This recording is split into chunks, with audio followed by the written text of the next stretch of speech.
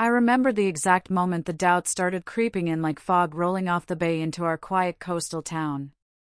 It was late April, the kind of spring evening where the air still carried a chill, and Victor had kissed me goodbye with that same distracted peck on the cheek he'd been giving me for months. "Working late again, hon," he'd said, his voice smooth as the whiskey he liked after dinner. "Big project deadline. Don't wait up." I nodded, forcing a smile as I watched him grab his keys and jacket, his broad shoulders filling the doorway like they always had.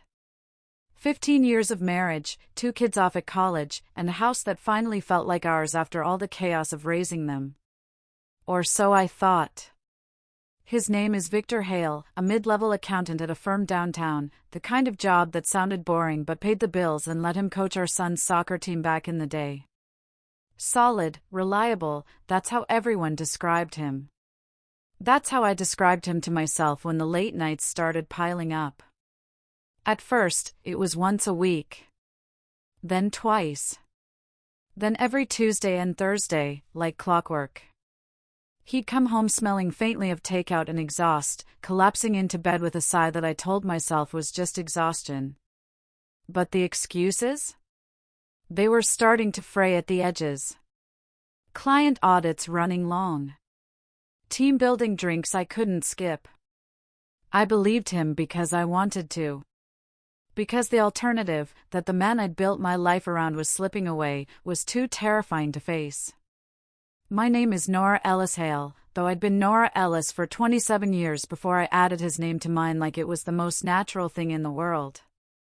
At 47, I work part-time at the Harborview Library, a modest brick building 3 blocks from our Craftsman bungalow. The pay isn't much, but it keeps me surrounded by stories, other people's adventures, other people's heartbreaks. Safer that way. Our daughter Mia, 19, just started her sophomore year at Portland State, all fire and ambition, planning to save the world one environmental policy at a time. Our son Theo, 21, is finishing up at UC Berkeley, studying engineering like his father wanted. The empty nest should have brought Victor and me closer. Instead, it revealed how much space had grown between us, silent and vast as the ocean beyond our town.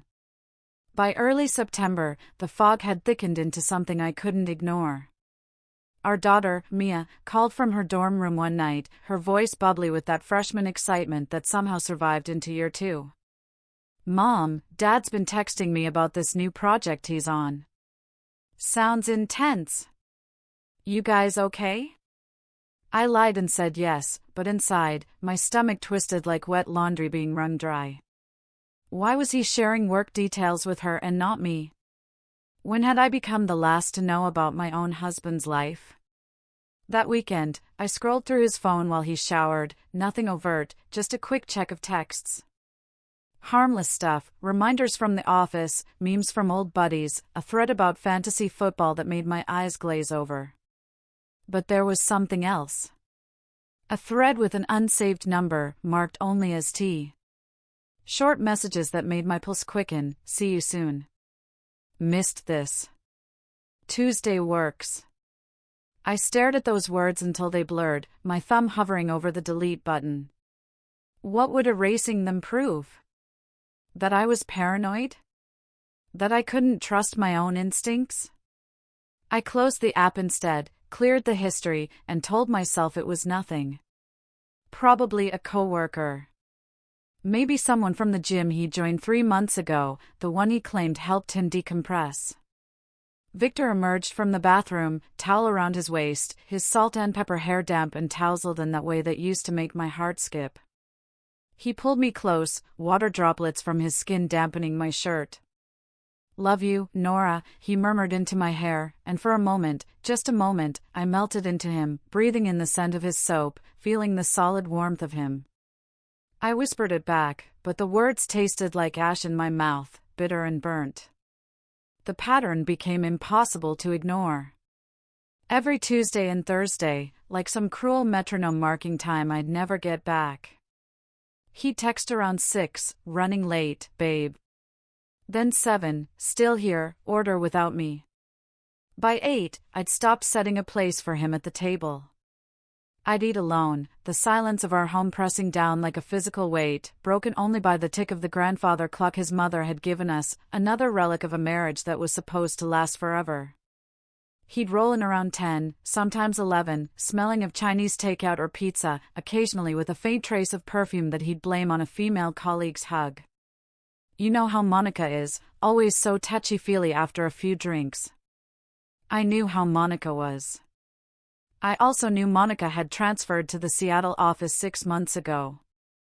The lies were becoming lazy, recycled. Big audit tomorrow. Client emergency. Boss needs the numbers by morning. I'd nod, kiss his cheek, pretend I believed him. But at night, while he snored beside me, I'd lie awake cataloging every inconsistency. The new cologne he claimed was a gift from a client.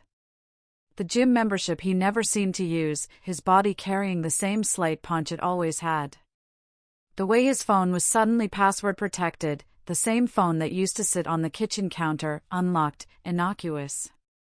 Mia called again in mid-September, this time with concern threading through her usual brightness. Mom, is Dad okay? He seems really stressed when we talk. I asked him about coming home for Thanksgiving and he got all weird, said he'd have to check his schedule. Check his schedule. For Thanksgiving. With his own family. I made excuses, busy season at work, you know your father, always overthinking things. But after I hung up, I sat on the porch steps and cried, quiet tears that surprised me with their heat. When had I become this woman? The one who lied to her own daughter to protect a man who might not deserve protecting? The breaking point came on a Thursday in mid-September, the 15th to be exact, the current date, though it feels like a lifetime ago. The kids were settled into their fall routines, the leaves outside our Craftsman bungalow turning from green to gold like the world was catching fire in slow motion. I'd taken up baking again, a hobby from my pre-mom days when I dreamed of opening a little cafe by the water. Now I filled our kitchen with the scent of cinnamon rolls and vanilla cupcakes, apple pies and chocolate chip cookies, trying to drown out the silence with sugar and butter. The house smelled like comfort, even if it didn't feel that way anymore. That evening, as the clock ticked past 8, my phone buzzed. Victor's text appeared on the screen, stuck at the office. Love you. 4 words and 2 that might have been true once. I stared at that message, my thumb hovering over the reply button. Around me, the kitchen was warm and golden, the scent of a fresh batch of snickerdoodles filling the air. A perfect domestic scene. A perfect lie. Something inside me snapped, clean and final as a bone breaking. I couldn't keep pretending. I couldn't keep baking away my doubts, sweetening the bitter taste of betrayal with cinnamon and sugar. I needed to know. I needed to see with my own eyes what my heart had been whispering for months. Grabbing my coat and keys, I slipped into my old Honda Civic, the one Victor called the rust bucket with affectionate contempt, the one I'd kept from my single days like a talisman of the woman I used to be. The engine purred softly as I eased out of the driveway, my hands trembling slightly on the wheel. The dashboard clock read 8:17 p.m. Our street was quiet, porch lights glowing like watchful eyes as I drove past the Henderson's place, the Kowalski's perfectly manicured lawn, the Martin's house with its inflatable Halloween decorations already up even though October was still 2 weeks away. Normal life. Normal people. Normal marriages. I headed toward the city, my pulse a drumbeat in my ears, each thumb asking the question I was terrified to answer, what are you going to find? The steering wheel felt slick under my palms despite the cool evening air. I cracked the window, letting the salt-tinged breeze from the bay wash over me, but it did nothing to calm the storm brewing in my chest. Part of me hoped I'd find him exactly where he said he'd be, hunched over spreadsheets in his office, fluorescent lights humming overhead, nothing more sinister than overtime and deadlines. Part of me knew better. The drive felt both endless and too quick, streetlights blurring past as I rehearsed what I'd say if he caught me. Just wanted to bring you dinner, honey. Thought you might need coffee. The lies came easily now, I'd learned from the best. But I wouldn't need them. I'd be careful. I'd stay hidden. I'd become a ghost haunting my own marriage, watching from the shadows to see what my husband did when he thought I wasn't looking. The drive was a blur of streetlights and shadowed storefronts. Victor's office was in a squat brick building off Main Street, the kind with fluorescent buzz and coffee stains on the carpet, where dreams of partnership went to die in cubicles. I'd been there exactly 3 times in 15 years, once for a Christmas party that smelled of cheap wine and cheaper cologne, once to bring him lunch when his car was in the shop, and once to pick him up after a colonoscopy he'd been too embarrassed to tell anyone but me about. The building sat between a dry cleaner and a Thai restaurant, its parking lot perpetually half empty, a monument to mundane corporate existence. I parked a block away in the shadows of an old maple tree, killing the lights. The dashboard clock glowed 9:15 p.m. in accusatory green numbers. My heart hammered against my ribs like it was trying to escape my chest. I slumped low in my seat, watching the building's entrance through my rearview mirror, feeling ridiculous and desperate and absolutely certain I was doing the right thing. The street was quiet except for the occasional car passing, headlights sweeping across my windshield like searchlights hunting for something hidden. No sign of him. No sign of anyone. The building looked abandoned, most windows dark except for a few scattered lights on the 3rd floor where I knew the accounting firm resided. My mind raced through worst-case scenarios that had nothing to do with infidelity, an accident on the highway, a heart attack at his desk, a mugging in the parking garage. Anything but the truth I feared. The minutes crawled by like insects, each one stretching into eternity. 9:20, 9:25. 9:30, I checked my phone. No messages. No missed calls. Just the wallpaper photo of the 4 of us from Mia's high school graduation, all smiles and promises of forever. Then, at 9:42 p.m. exactly, I'll never forget the time, his silver SUV pulled into the lot. Relief flooded me, sharp and sweet as a knife made of sugar. He was alive. He was here. He was exactly where he said he'd be. I watched him climb out, phone pressed to his ear, nodding at whatever the voice on the other end was saying. Even from a distance, I could see the tired slope of his shoulders, his tie loosened, his jacket slung over one arm. He looked exhausted, wrung out, every inch the overworked accountant burning midnight oil. My heart wanted to believe it. My gut knew better. He moved with purpose, but not toward the building. Instead, he slid back into the driver's seat without glancing around, without seeing me hunched in my rust bucket a block away. The SUV's engine purred to life, headlights cutting through the darkness. He pulled out of the lot and merged onto Main Street, heading north. Not south toward home. North, toward the highway, toward the parts of our county I rarely ventured into. I let 2 cars pass before pulling out, keeping a safe distance like I'd seen in 100 crime movies. My hands gripped the wheel so hard my knuckles went white. The absurdity of it struck me, a 47-year-old librarian playing detective, following her own husband like some cheap noir heroine. But I couldn't stop now. Whatever waited at the end of this drive, I needed to see it with my own eyes. The suburbs unspooled like a bad dream, strip malls giving way to residential streets lined with manicured lawns and glowing porch lights, each house a little box of normalcy that mocked my fracturing world. He drove for 20 minutes, steady and unhurried, clearly knowing exactly where he was going. We passed a Target, a Starbucks, a gas station where a lone attendant scrolled through his phone. Normal life continuing while mine fell apart. Then he slowed, signaling for a turn into a quiet neighborhood I'd never seen. Tree-lined streets, houses set back from the road, the kind of area where people raised families and hosted block parties and never imagined their neighbors might be living double lives. My hands gripped the wheel tighter, knuckles white against the black leather. Why here? This wasn't on the route home. This wasn't anywhere near his office or our house or any of the places that made up the map of our shared life. He pulled over at the curb near a small park, the engine idling. I ducked low, heart slamming against my ribs like it was trying to break free. And then, she appeared. She stepped out from the shadows of a side street like something out of a film noir, her silhouette lit by the moon like a stage light had been positioned just for her entrance. Tall, taller than me by several inches, with dark hair cascading over one shoulder in waves that caught the streetlight like silk. She wore a fitted coat that hugged her figure, black or maybe navy, the kind of elegant simplicity that screamed expensive taste. For a moment, she stood there, glancing around once, casual but careful, like someone used to this routine. Then she strode to his passenger door, her heels clicking faintly on the pavement, click, click, click, each step a nail in the coffin of my marriage. Victor leaned over from the driver's seat, popping the door open from the inside. She slid in without a word, without hesitation, moving with the fluid grace of someone who'd done this 1,000 times before. From my vantage point, partially hidden behind a delivery van parked at the curb, I couldn't see her face clearly.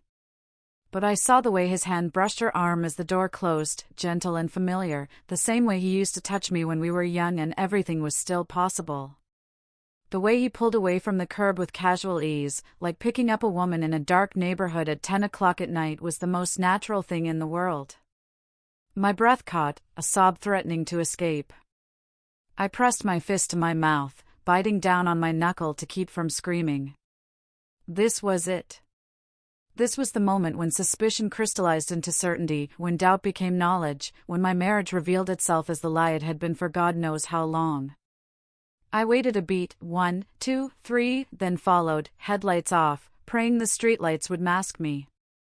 My heart pounded so hard I could feel it in my throat, in my temples, in the tips of my fingers gripping the steering wheel. I kept 2 car lengths back, using parked vehicles as cover when I could, feeling like a ridiculous amateur playing spy games with stakes I couldn't afford to lose. They drove another 10 minutes, weaving through cul-de-sacs and quiet streets where children's bikes lay abandoned on lawns and basketball hoops stood sentinel in driveways. Normal family neighborhoods. The kind of place where people like Victor and me were supposed to live. The kind of place where apparently Victor had been living all along, just not with me. Finally, he turned into the driveway of a modest 2-story colonial. Cream-colored siding, black shutters, a porch with wicker furniture and hanging plants. Lights glowed in the windows, warm, inviting, the kind of homey amber that screamed family dinner and homework at the kitchen table and everything I thought I had. He killed the engine, and they sat there for a moment, heads close together, his hand reaching up to touch her face. I parked at the end of the block, shrouded in the overhang of a massive oak tree whose branches stretched across the street like grasping fingers. My hands trembled as I reached into the back seat for the binoculars, the ones I'd grabbed on a whim from our camping gear, the ones we'd used to watch eagles at the coast last summer, back when I thought we still had a future.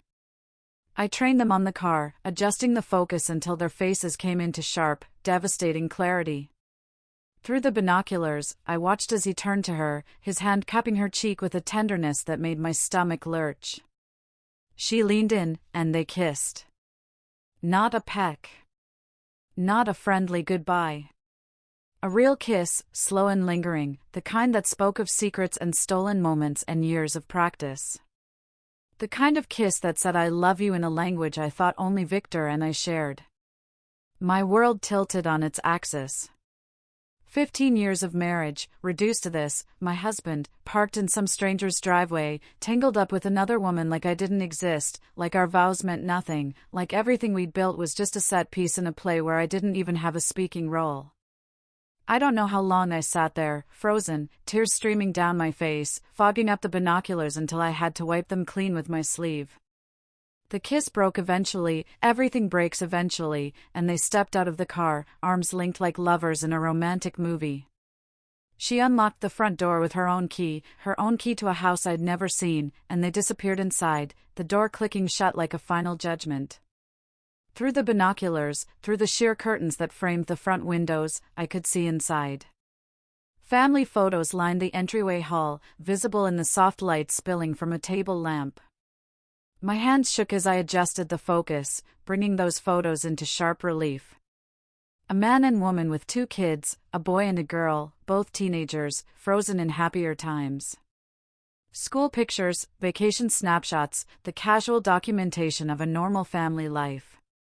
But the man in those frames, the man with his arm around the woman, the man with the kids beaming up at him, the man who appeared over and over in what must have been years of accumulated memories, it was Victor. My Victor. Our Victor. Or so I'd thought. The boy looked about 14, gangly and awkward in that way teenage boys are. The girl maybe 12, with her mother's dark hair and a smile that showed braces. They weren't little kids. These weren't recent photos documenting a new affair. This was a whole life, a whole family, years in the making. How long?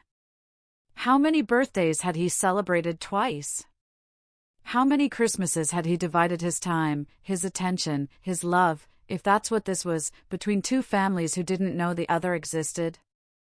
I zoomed in on a particular photo, larger than the others, clearly professional. All four of them dressed in coordinating outfits, white shirts and jeans, barefoot on a beach somewhere. Victor's hand on the woman's shoulder, the kids sitting in front of them, all of them laughing at something off camera. The kind of photo you get framed and hang over the fireplace, the kind that says this is my family, this is my life, this is what matters. When had that photo been taken? Last year? 5 years ago? While I was home alone, eating dinner in front of the TV, telling myself his late nights were just part of the job? Numb, I started the car, my movements mechanical, disconnected from the screaming chaos in my head. I drove home in a daze, the streets familiar but alien, like I was seeing them for the first time. Or maybe like I was seeing everything clearly for the first time, and nothing would ever look the same again. The empty house swallowed me whole when I arrived, every room echoing with absence. I collapsed onto the couch, replaying the scene on loop, her hair, her coat, the way he'd touched her face, the photos on the wall, the family that wasn't supposed to exist. Who was she? How long had this been going on? And those kids, those teenage kids who couldn't possibly be recent developments, what did that mean? I woke to Victor's text at 6:47 a.m., home soon. Breakfast? I showered, scrubbed away the evidence of my vigil, the tear-stained face, the salt tracks down my cheeks, the redness in my eyes that spoke of sleepless hours. I dressed carefully, applied makeup like war paint, and pasted on a smile that felt like it might crack my face in half. When he walked in at 7:30, smelling of soap and lies, fresh soap, the kind that screams I just showered somewhere else, I poured his coffee with steady hands. Rough night?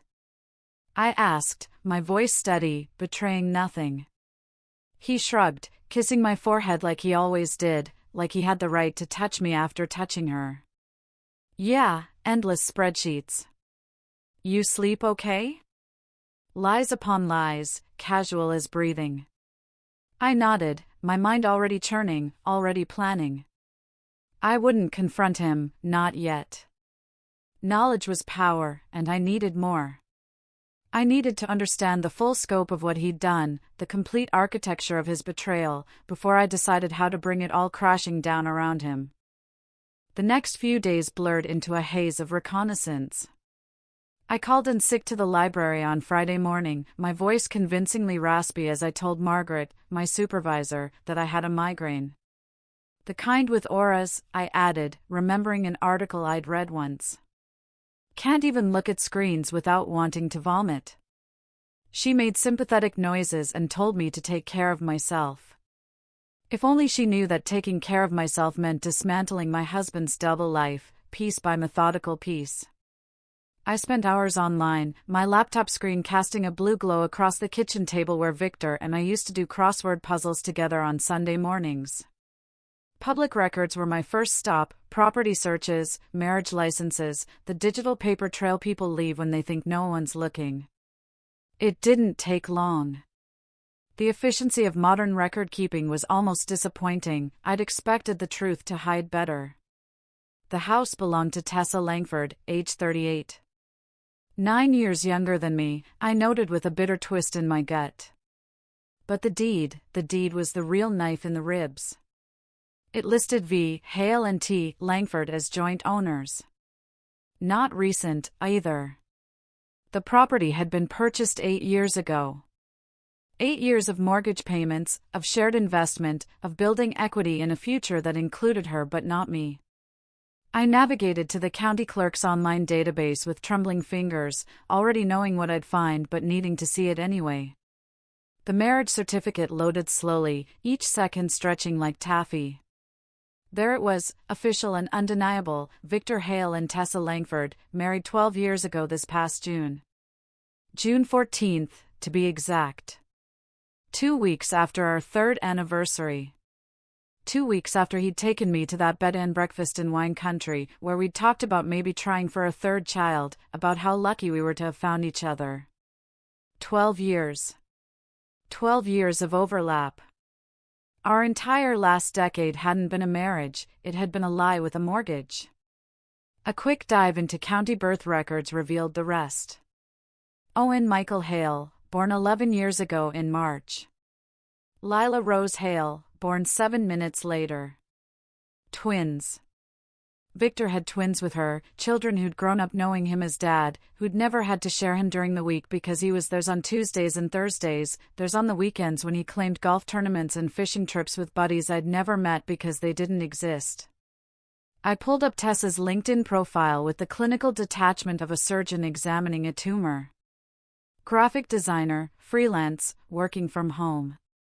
Her profile was bright and professional, portfolio full of sleek logos and brand identities, testimonials praising her creativity and reliability. Photos showed her at industry conferences, holding awards, smiling that warm, open smile I'd seen through binoculars. No red flags there, just a normal life, a talented woman building a career while raising kids. The kind of life I'd envied during my lonelier mom moments, when the library felt too quiet and our empty house too big. I cross-referenced Victor's calendar, the one he kept on our shared Google account, thinking I never looked at it. Business trip to Sacramento last March aligned perfectly with Owen and Lila's birthday. Owen and Lila. I'd seen their names on the birth certificates, but seeing them in context, imagining Victor singing happy birthday, cutting cake, being a father to children who weren't mine, made bile rise in my throat. The golf outings? Every single one corresponded with Little League games, school plays, parent-teacher conferences visible in Tessa's public Facebook calendar. She wasn't even hiding, why would she? She had no idea she was the other woman. Or that I was. The philosophical question of who was the real wife made my head spin, her with the longer marriage certificate, or me with the older relationship. Did it matter when we'd both been deceived? The unsaved number in his phone, of course, showed a text history I could partially reconstruct from our phone bill. Hundreds of messages per month, patterns emerging like constellations mapping out his lies. Heavy texting on Monday and Wednesday evenings, the nights he was home with me. Fewer messages on Tuesdays and Thursdays when he was physically with her. The weekends were a mix, probably coordinating which family got which slice of him. I found flower delivery receipts in our credit card statements going back years. Every anniversary, roses delivered to our house. Every June 14th, their anniversary, a matching charge for a different florist, different zip code. He'd been systematic, I'd give him that. Methodical in his deception, careful in his compartmentalization. 2 families, 2 lives, perfectly balanced on the knife's edge of his dishonesty. My research uncovered something else. Victor's salary had increased significantly over the past few years, promotions and bonuses I'd celebrated with him, proud of his hard work. Except now I understood where that money went. Not just supporting our household, but theirs. Child support he paid willingly because they were his children too. A second mortgage. Utilities, groceries, soccer uniforms, and piano lessons for kids I'd never met. No wonder he'd been so resistant when I suggested we remodel the kitchen last year. No wonder vacation plans always fell through. No wonder he'd looked panicked when I'd mentioned putting Theo's graduation gift on the joint credit card. He wasn't just living beyond our means, he was living beyond anyone's means, stretched so thin across 2 families that one unexpected expense might collapse the whole house of cards. Rage came first, hot and blinding. I wanted to storm that house with a baseball bat and a voice loud enough to shatter windows, to destroy the illusion with screams and violence. I fantasized about it in vivid detail, smashing their mailbox, spray-painting Liar across their cream-colored siding, showing up at Owen's soccer game and announcing to everyone that his father was a fraud. The fury burned through me like wildfire, consuming everything, leaving only ash and the desire for destruction. But as the days wore on, something colder settled in: resolve. Sharp, focused, crystalline in its clarity. This wasn't just betrayal, it was erasure. He'd rewritten our story without me, reduced 15 years of marriage to a part-time obligation, demoted me from wife to the woman who warmed the other half of his bed. The woman who'd stood by him through job losses, through the miscarriage that nearly broke me, through his mother's cancer scare when he'd cried in my arms about mortality and meaning. The one who'd put her dreams on hold, the cafe by the water, the creative writing classes, the life I'd imagined, to build this life, this family, this future that turned out to be a facade. No. He didn't get to walk away unscathed. He didn't get to keep juggling his two worlds while I shattered. Revenge wasn't about destruction, I realized. It was about reclamation. I'd make him feel the weight of every lie, the burden of every stolen moment, the crushing realization that actions have consequences and secrets eventually devour the people who keep them. And Tessa? She deserved the truth too, not as a weapon, but as mercy. No one deserved to be the other woman in their own marriage. No one deserved to raise children with a ghost, a man who was only half present because half of him belonged to someone else. I thought about Mia and Theo, how this would devastate them. But they deserved honesty more than they deserved the pretense of a perfect family. Better a hard truth than a comfortable lie. Better to learn now that their father was flawed, human, capable of profound selfishness than to build their own relationships on the foundation of his example. The transformation from victim to strategist happened gradually, then all at once. I stopped crying. I stopped baking away my pain. I started planning. Planning was meticulous, born of sleepless nights and black coffee. I started small, testing the waters before diving into deeper currents. Anonymous emails to mutual friends, not accusations, just seeds of doubt. Have you noticed Victor seems different lately? Saw him having dinner with a woman downtown, looked pretty cozy. Nothing specific, nothing provable, just breadcrumbs leading to questions he'd have to answer eventually. Victor noticed the shift, friends asking casual questions, invitations to couples events coming with knowing looks. Everything okay, Nora? He'd ask, eyes wary. I'd smile, touch his arm gently. Just missing you, that's all. It killed me, the acting, but it bought time. Next, I reached out to a divorce attorney under a pseudonym, Sarah Mitchell, borrowed from my grandmother's maiden name. I used a burner email, met him in a cafe 2 towns over where no one would recognize me. Gerald Roth, 50-something with kind eyes and a reputation for being ruthless in depositions. I told him everything, and he listened without judgment, taking notes in neat handwriting that somehow made the nightmare feel manageable. Asset division will be complex, he said, stirring his coffee methodically. Joint accounts, retirement funds, the house. But the bigamy aspect, if he's legally married to both of you, gives you significant leverage. We can go after alimony, potentially damages for fraud and emotional distress. He slid his card across the table. When you're ready to file, call me. Not as Sarah Mitchell. As yourself. Our savings were joint, but I'd quietly opened a separate account at a different bank, siphoning small amounts from grocery runs, 20 here, 40 there. Nothing traceable, nothing that would trigger alerts. Just enough to build a nest egg, a safety net for when everything collapsed. I documented every withdrawal in a notebook hidden in my underwear drawer, a ledger of liberation written in careful columns. The real twist came in reaching Tessa. I couldn't just show up on her doorstep, that screamed crazy ex-wife, or worse, the scorned first wife come to claim what was hers. Instead, I crafted an online persona with the precision of a novelist building a character. Elena Voss, freelance writer researching modern family dynamics for a lifestyle magazine piece. I created an email address, a basic website, even a LinkedIn profile with a stock photo and fabricated credentials. In the digital age, identity is whatever you can make people believe. I found Tessa through a local design forum, complimenting her portfolio on sustainable branding for eco-friendly companies. Love your work on the Green Earth Collective project, I wrote, my words carefully casual. I'm profiling creative moms who balance it all: career, family, sanity. Would you be interested in being interviewed? Coffee sometime?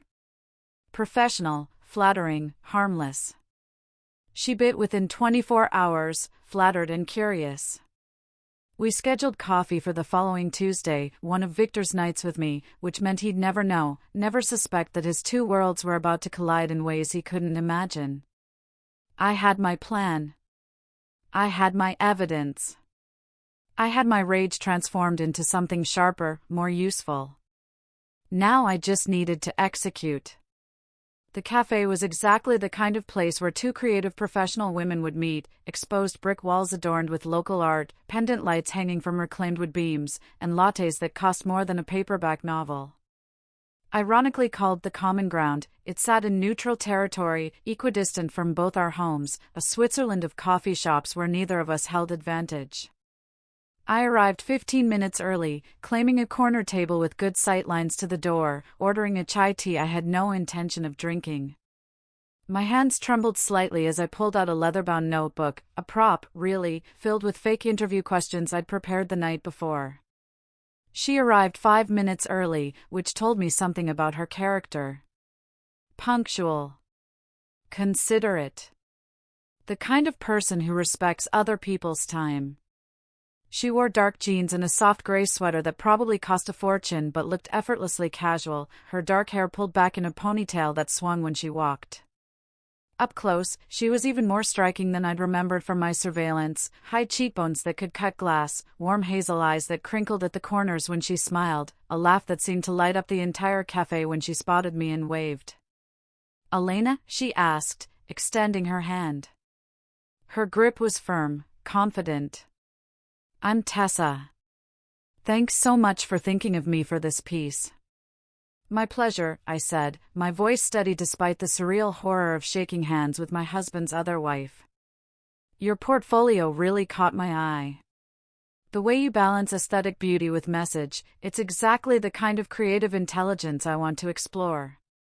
We settled into easy conversation, the kind that flows when two women find common ground. She ordered a cappuccino, extra foam, vanilla shot, and told me about Owen's upcoming soccer tournament and Lila's struggles with algebra. I told her about my fictional teenage kids, borrowing liberally from Mia and Theo's real lives, adjusting details just enough to maintain my cover. She was easy to talk to, disarmingly unguarded in a way that twisted the knife deeper. This wasn't a femme fatale who'd stolen my husband. This was just a woman, living her life, loving her family, completely oblivious to the fact that her family was built on lies. "Marriage is work, you know," she said over her second cappuccino, stirring the foam absently. "Vic's always so busy with his firm. Some nights, I wonder if he's even thinking about us. Like, I know he loves us, but there's this distance sometimes. Does that make sense? Vic." The diminutive stung like alcohol in a fresh wound. I nodded sympathetically, leaning forward with practiced interest. "Sounds familiar. My partner's the same, late nights, vague excuses. Ever get the feeling there's more to it?" Her eyes flickered, something shadowy crossing her face like a cloud over the sun. "Sometimes. But he's solid, you know? Provides everything we need. Shows up for the kids' events when he can. I tell myself I'm being paranoid. Solid. The same word I'd used to describe him for 15 years. I pressed gently, careful not to push too hard, sharing a hypothetical about a friend who'd discovered a spouse's hidden emails. She found this whole other conversation thread he'd deleted. Nothing definitive, just suspicious. Made her realize she'd been ignoring red flags. Tessa leaned in, hooked now. What kind of red flags? Little things. Browser history that didn't match his explanations. Credit card charges from places he said he'd never been. The kind of inconsistencies that seem innocent individually but paint a picture when you step back. She nodded slowly, processing. I don't want to be that wife, you know? The one who goes through his stuff, doesn't trust him. Trust your gut, I said, reaching across the table to squeeze her hand briefly, a gesture of solidarity that made me feel like a monster.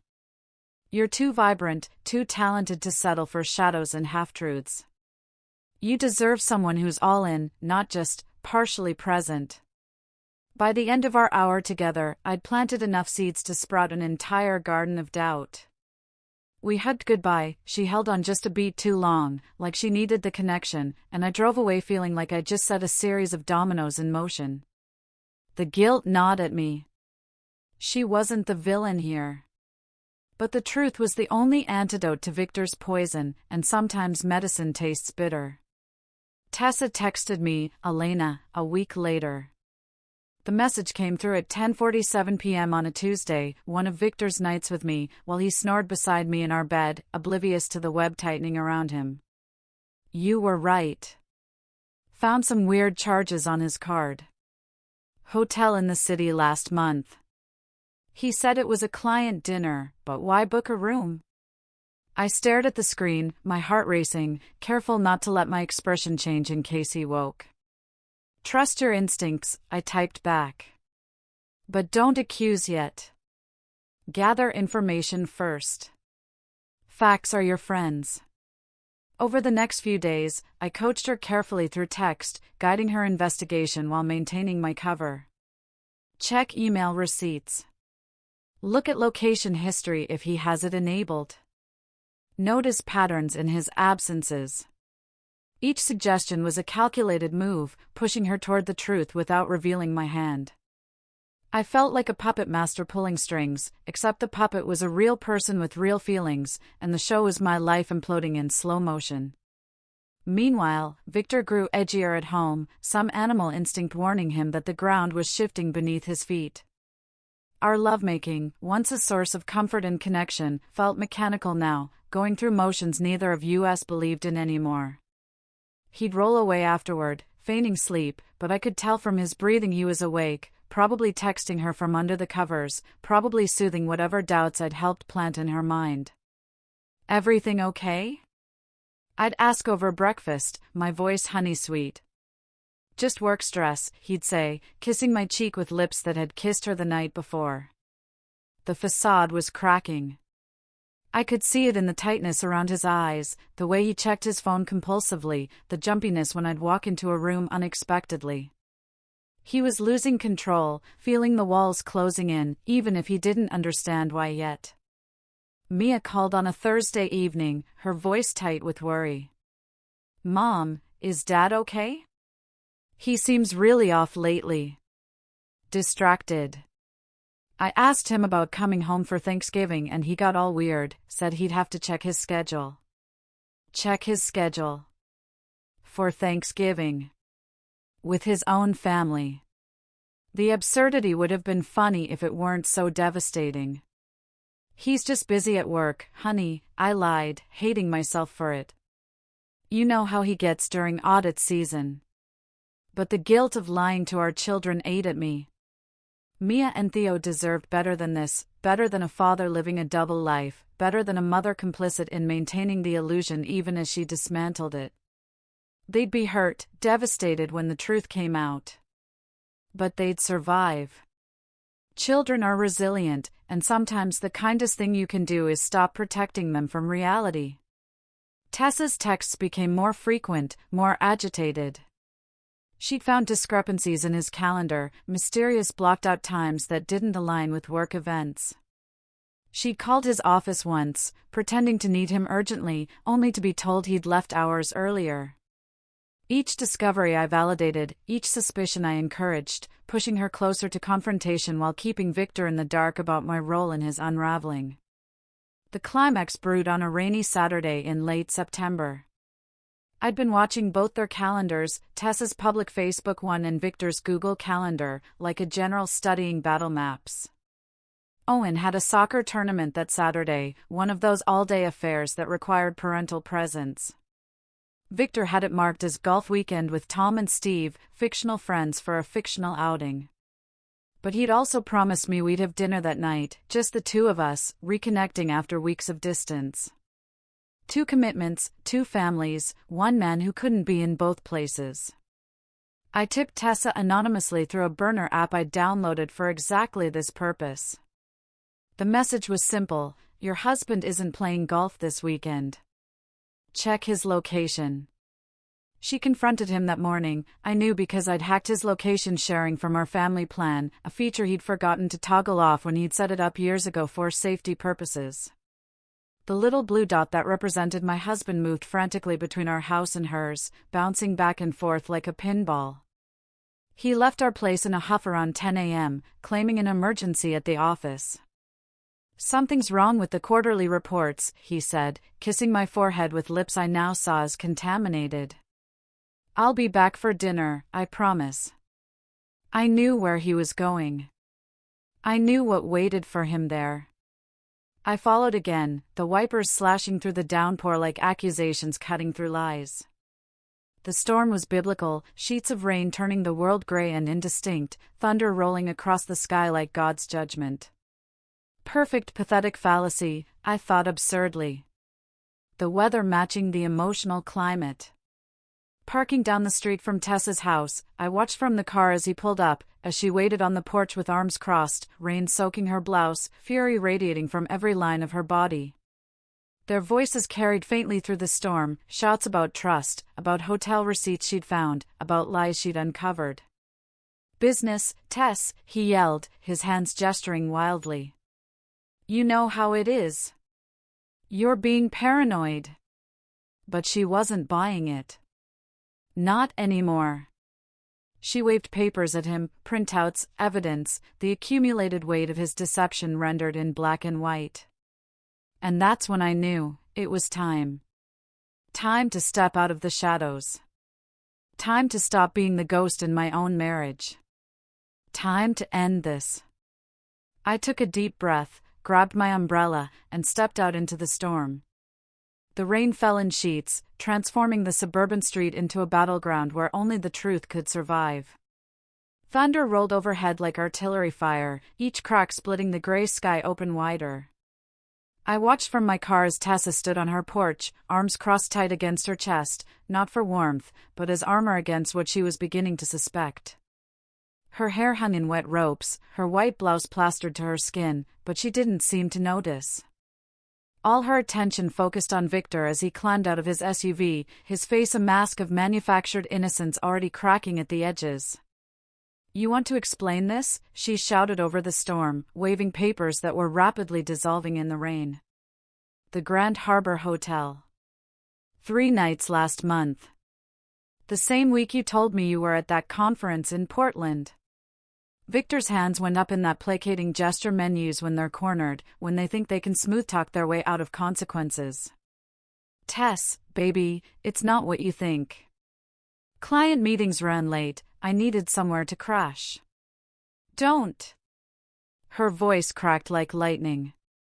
"Don't baby me right now." I called the hotel, Victor. They said the room was booked for a Victor and Nora Hale. Anniversary package. Champagne and roses. I watched his face drain of color, watched him realize the walls were finally closing in. It was for a different client, the reservation got mixed up. "Stop lying." Tessa's composure shattered, tears mixing with rain on her face. "I found the credit card statements. The one you said was for business expenses only. Flowers delivered to an address in Harborview. Dinner reservations for 2 at Antonelli's, the same restaurant where you proposed to me." "What's happening, Victor? Who is she?" The question hung in the air, heavy as the storm clouds above. Victor opened his mouth, closed it, opened it again like a fish drowning in air instead of water. And that's when I decided, no more waiting. No more watching from the shadows. I stepped out of my car, umbrella opening with a decisive snap that cut through the sound of rain. My heels clicked against the wet pavement, click, click, click, each step a countdown to detonation. Victor's back was to me, but Tessa saw me approaching, her eyes widening in confusion. A stranger with an umbrella, walking toward them through the storm like a messenger from some other world. "Victor?" I called, my voice steady despite the tremor in my chest, despite 15 years of marriage crumbling with every step I took. He whirled, and I watched the color drain from his face so completely he might have been made of wax melting in real time. "Nora? What the?" His eyes darted between me and Tessa, between his two worlds colliding in the rain, between the life he'd built on lies and the reckoning he could no longer avoid. Tessa's eyes flicked between us, confusion shifting to dawning horror. "Nora?" she repeated, her voice small and lost. "The Nora from the hotel reservation?" I met her gaze directly, saw my own pain reflected there, two women betrayed by the same man, two families built on the same foundation of lies. "Tell her, Victor," I said, my words precise as surgical incisions. "Tell your wife about your other wife. About the life you built while I held down our home, raised our kids, waited for you every Tuesday and Thursday night." "Kids?" Tessa's voice cracked. "Other wife? Victor, what is she talking about?" Victor stood between us, rain soaking through his shirt, looking smaller somehow than I'd ever seen him. The solid, reliable man had dissolved, leaving only this pathetic figure whose lies had finally caught up with him. "This isn't, Nora, you don't understand. It was a mistake, starting over after the accident." "The accident," I said flatly, turning to Tessa. "Has he told you about the accident? 12 years ago, when he totaled his car drunk driving after a fight with me. His wife of 3 years. The mother of his 2 children who were just toddlers then." Tessa's hand flew to her mouth, and I continued, relentless now that the truth was flowing. "He was in the hospital for a week. Guilt ate him alive, or so he told me in therapy later. And you were there, weren't you? His coworker who brought him coffee, who listened to him cry about what a terrible husband he was, what a terrible father." Victor's face crumpled. "It just happened," he whispered, the classic refrain of every cheater since time began. "Tessa understood me in ways you couldn't, she was there when I needed. When you needed someone to absolve you of your guilt," I finished coldly. "Someone who didn't know you drove drunk with our kids' car seats in the back. Someone who could give you a fresh start without the weight of your failures." Tessa backed away, horror dawning across her features. "The twins," she breathed. "Owen and Lila. You have other children? Older children?" "Mia's 19, I said, watching Victor flinch at her name. "Theo's 21. They're in college now, wondering why their father seems so distant, so distracted. Because half of him has always been here, with you, with your children." Victor's stammered confession tumbled out then, desperate and pathetic. "I was going to tell you both. I just needed time to figure out how." 12 years wasn't enough time?" I asked, my voice sharp enough to cut. 12 years of birthday parties and Christmas mornings, of parent-teacher conferences and family dinners, splitting yourself between 2 families like you were Solomon's baby himself? Tessa's voice, when it came, was barely above a whisper but carried the weight of a scream. "You lied to us all this time? Owen and Lila think you're their father, their whole father, not some part-time parent who has a whole other family? I am their father." Victor's voice rose, desperate now. "I love them, I love all of you." "Love?" The word tasted like poison on my tongue. You don't know what that word means. Love doesn't lie. Love doesn't deceive.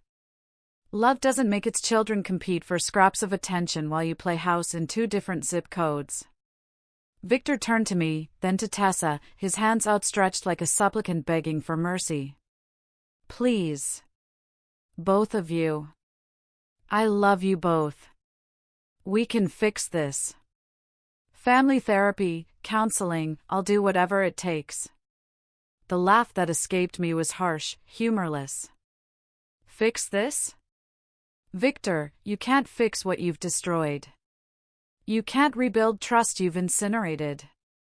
You can't unring bells or unspeak lies or give back the years you stole from both of us. I laid it out then, systematic and cold, each revelation a nail in the coffin of his double life. I've already filed for divorce. My attorney, the real one, not the one you had investigating my mental competence, has all the documentation. 12 years of financial records, proof of your dual households, evidence of systematic fraud and deception. Victor's face went from white to gray. What attorney? What are you talking about? I've also taken the liberty of informing your employer about certain ethical concerns regarding your management of conflicting obligations. Conflict of interest doesn't quite cover it, does it? Using company resources to maintain two separate lives? You contacted my boss? His voice rose in panic. Nora, you can't. I can. I did. I've also prepared Mia and Theo, gently, carefully, because unlike you, I actually care about the emotional well-being of our children. They know their father has made choices. They know we're going to be okay without you. Tessa had sunk down onto the porch steps, her head in her hands, shoulders shaking with sobs or rage or both. Everything was a lie, she said to no one in particular. Every anniversary, every family photo, every time you said you loved us, all lies. I walked closer to her, careful to keep my distance but near enough that she could hear me over the storm. Not all lies, I said softly. He does love his children, all of them, I think, in his broken way. And maybe he loves us too, as much as a man who loves himself more can love anyone else. She looked up at me, mascara running down her cheeks, and I saw in her eyes the same question I'd asked myself 1,000 times. How did we not know? How long have you known? She asked. A few weeks. I followed him here. Saw you together. Saw the photos on your wall. I paused. I'm sorry. For my part in this. For being the other woman in your marriage, even though I didn't know I was. Tessa nodded slowly, a strange understanding passing between us. We didn't hug, we weren't friends, would never be friends, but there was a solidarity there, a weary recognition that we'd both been victims of the same man's selfishness. Victor tried once more, his voice breaking. What do you want from me? Just tell me what you want and I'll do it. I looked at him then, really looked at him, and felt nothing but a vast, empty relief. The truth, I said simply. To them. To everyone. To yourself. And then I want you to feel exactly what we're feeling right now, the weight of every lie, the pain of every betrayal, the crushing realization that you destroyed everything that mattered for something as mundane as your own ego. Tessa stood, wiping her face with the back of her hand. I need you to leave, she said to Victor, her voice steadier now. I need to think. I need to talk to the twins. I need you gone. He looked between us, desperate for someone to throw him a lifeline, but we'd both run out of rope. Where am I supposed to go? That, I said, turning back toward my car, is no longer my problem. Or hers. The fallout was swift and surgical, like a scalpel cutting away diseased tissue. Victor moved into a motel that night, the kind with hourly rates and flickering neon signs that buzzed like trapped insects. The Starlight Motor Lodge, off Highway 101, where the sheets were thin and the walls thinner. I knew because Mia had driven past it and texted me a photo, her message simple, really, Dad? He tried calling her 17 times that first night. She'd blocked him on the 18th. Monday morning arrived with the precision of a guillotine blade. Divorce papers hit his desk at the motel, hand-delivered by a process server who found him eating continental breakfast in the lobby, still wearing yesterday's wrinkled shirt. Gerald Roth had worked through the weekend, assembling a case so airtight it could survive underwater. Asset division, alimony calculations, fraud documentation, all of it organized in neat manila folders that spelled out exactly how much his lies would cost him. By Tuesday, his firm had suspended him pending internal review. The senior partners didn't take kindly to discovering that their dedicated mid-level accountant had been systematically diverting time, energy, and potentially client resources to maintain a secret second family. Ethical breach was the official term. Complete lack of judgment was how they phrased it in the email that CC'd the entire department. His corporate email account was deactivated within the hour. His keycard stopped working. His desk cleared out like he'd never existed. Tessa filed her own paperwork by Wednesday, not just divorce, but fraud charges. Her attorney, a sharp woman named Patricia Chen, had taken one look at the situation and seen grounds for civil suits that could stretch for years. 12 years of fraudulent marriage, misrepresentation of assets, emotional damages to the children. The twins, old enough now to understand betrayal, refused to take his calls.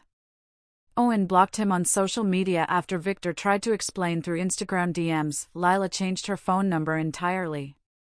"I don't have a father anymore," she'd told Tessa, her voice cold beyond her 11 years. Mia and Theo process differently, as siblings often do. Mia dove into therapy with the same fierce determination she brought to everything, turning her pain into fuel for understanding. We attended sessions together, just the two of us at first, then eventually with Theo during his fall break. Dr. Sarah Chen's office became a sanctuary where we could speak the unspeakable, cry the tears we'd held back, and begin to rebuild our definition of family.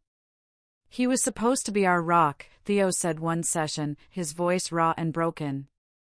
21 years old and crying like the child he'd been when Victor used to coach his soccer team, back when Dad was Dad and not this stranger who'd been lying for more than half of Theo's life.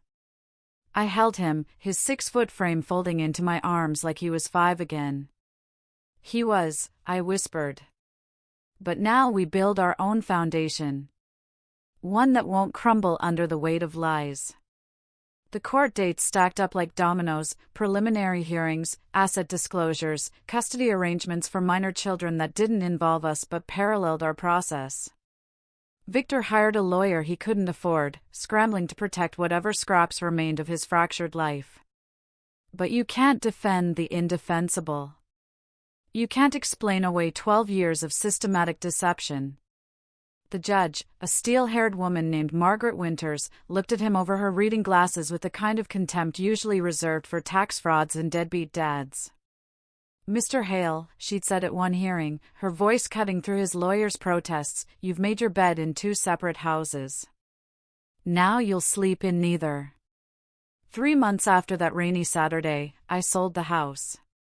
Our craftsman bungalow with its memories embedded in every wall, the pencil marks tracking the kids' heights by the kitchen door, the dent in the living room wall from Theo's indoor basketball practice, the bedroom where Victor and I had made love and plans and promises that turned out to be worth nothing. A young family bought it, their eyes bright with hope and futures they believed in. I didn't tell them what had happened there. Let them build new memories, untainted by mine. I bought a cozy apartment downtown, close to the library, a 3rd-floor walk-up with exposed brick and big windows that let in the afternoon sun. It was mine. Just mine. No joint mortgage, no shared equity, no compromise between his taste and mine. I hung my own pictures, chose my own paint colors, arranged my furniture exactly how I wanted it. Freedom, I discovered, smelled like fresh paint and tasted like morning coffee I didn't have to share. The library welcomed me back full-time, Margaret practically throwing her arms around me when I walked through the door. "We've missed you, Nora. The place isn't the same without you." I threw myself into work, reorganizing the local history section, starting a creative writing workshop for teens, even pitching a memoir to a small press about unraveling truths and rebuilding lives. The advance wasn't much, but it was mine, earned by my words, my story, my survival. Baking, my old solace, transformed into something more. What had been therapy became enterprise. I started small, apple tarts at the Saturday farmers market, my grandmother's recipe that had comforted me through the worst nights. They sold out in 40 minutes. The next week I brought twice as many. Then cookies, brownies, lemon bars that people lined up for. Nora's Necessities, I called the little stand, and it became a ritual, Friday nights baking until midnight, Saturday mornings selling out by noon, pocketing cash that represented freedom in $20 increments. I crossed paths with Tessa once, at a coffee shop in neutral territory, ironically, the same trendy place where I'd met her as Elena Voss. She was ordering at the counter when I walked in, and our eyes met over the display of biscotti and muffins. For a moment, neither of us moved. Then she gestured to an empty table by the window. "Coffee?" she asked, her voice tentative. We sat across from each other, two women connected by the same betrayal, separated by everything else. She looked different, thinner, tired, but somehow stronger too. "The twins are doing better," she offered. "Therapy helps. They've stopped asking when Dad's coming home." "Mia and Theo too," I said. "It's like grief, but for someone who's still alive. They're mourning the father they thought they had." "Revenge isn't sweet," Tessa said after a long silence, stirring her tea absently.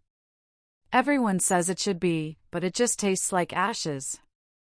I thought about that, really thought about it. "No," I agreed. "But freedom is." We clinked our mugs together, not a toast exactly, more an acknowledgement. A quiet pact between survivors who'd walked through fire and come out the other side, scarred but standing. The children's resilience surprised me, though maybe it shouldn't have. Humans adapt, we're built for it. Mia threw herself into her environmental activism with renewed fury, channeling her pain into purpose.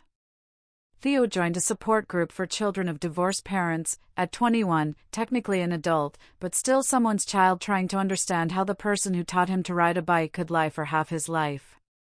They talk to each other more now, siblings united in understanding what it meant to rebuild trust from rubble. Victor? Last I heard through the grapevine of mutual acquaintances who didn't know which side to choose, he was couch surfing with an old college buddy, working part-time at a tax preparation service during rush season. His fancy firm had let him go officially, his reputation in the industry shattered like everything else he'd touched. The motel eventually kicked him out for unpaid rent. Both divorce settlements were bleeding him dry, alimony, child support, legal fees stacking up like unpaid debts to reality. Some nights I wondered if I should feel sorry for him. Then I'd remember the years of lies, the erosion of self-worth, the casual cruelty of his double life, and the sympathy would evaporate like morning fog. 6 months after that rainy Saturday, I stood in the courthouse with a different kind of paperwork in my hands. Not divorce papers this time, those had been finalized weeks ago, Victor's signature barely legible through what might have been tears or just careless haste. No. These documents were a reclamation, a legal name change from Nora Ellis Hale back to simply Nora Ellis. The woman I'd been before I'd believed in forever, before I'd learned that some people treat marriage vows like suggestions rather than sacred promises. The judge, a kind-faced man in his 60s, had smiled when he stamped the approval. "Starting fresh, Ms. Ellis?" "No," I'd corrected him gently. "Returning to myself." Victor's downfall continued its steady trajectory like a plane losing altitude, each week bringing news of fresh catastrophes. The tax preparation job lasted exactly 1 season before they let him go, something about unreliability and inability to maintain professional boundaries.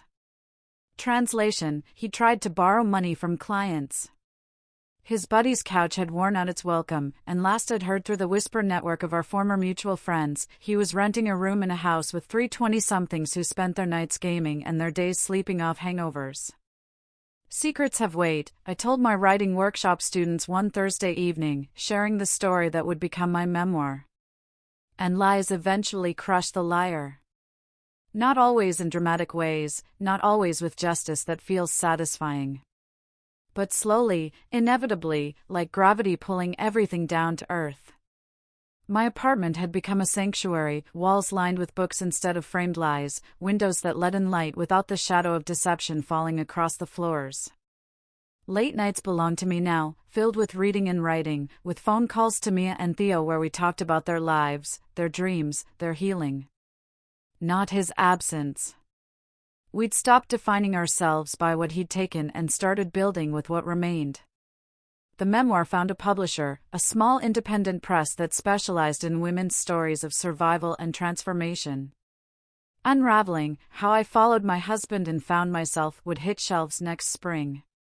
The advance paid for Mia's textbooks and Theo's graduation gift. Victor's money had financed his lies, my words would finance our truth. Personal growth, I discovered, wasn't linear.